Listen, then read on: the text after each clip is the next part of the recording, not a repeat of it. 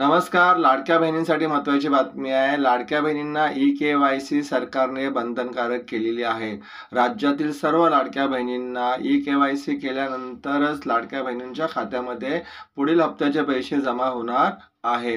लाडकी बहीण योजनेमध्ये शासकीय महिला कर्मचारी किंवा पुरुष लाभार्थी आणि ज्या कुटुंबाचं उत्पन्न 2.5 लाखपेक्षा जास्त आहे अशा कुटुंबांतल्या महिलांनी या योजनेचा लाभ घेतला. त्यामुळे सरकारने योजनेमध्ये आता बदल केला आहे. ई-के-वाय-सी करणं सर्व लाडक्या बहिणींना आता बंधनकारक केलेलं आहे. 2 महिन्याच्या आत लाडक्या बहिणींना ई-के-वाय-सी करायची आहे.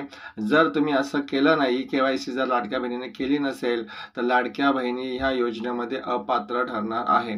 तर लाडक्या बहिणींना आता ई-के-वाय-सी कशी करायची आणि ई-के-वाय-सी करण्यासाठी कोणती कागदपत्राची आवश्यक असणार आहे ते सर्व आपण इथे बघूया.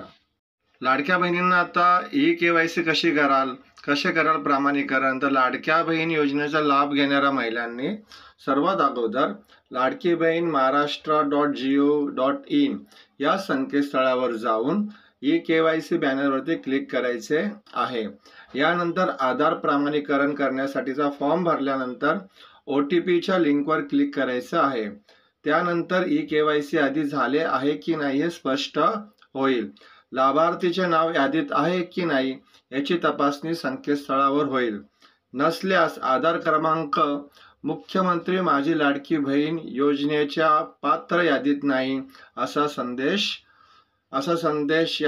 संदेश मोबाईलवरती येईल आणि त्यानंतर OTP पात्र असल्यास आधार कार्डशी जो मोबाईल जोडलेला आहे अशा मोबाईलवरती OTP येईल.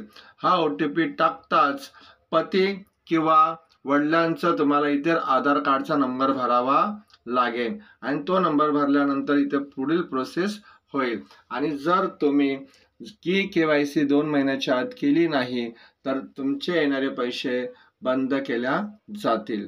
सरकारने सर्व लाडक्या बहिणींना ई-के-वाय-सी आता बंधनकारक केलेली आहे.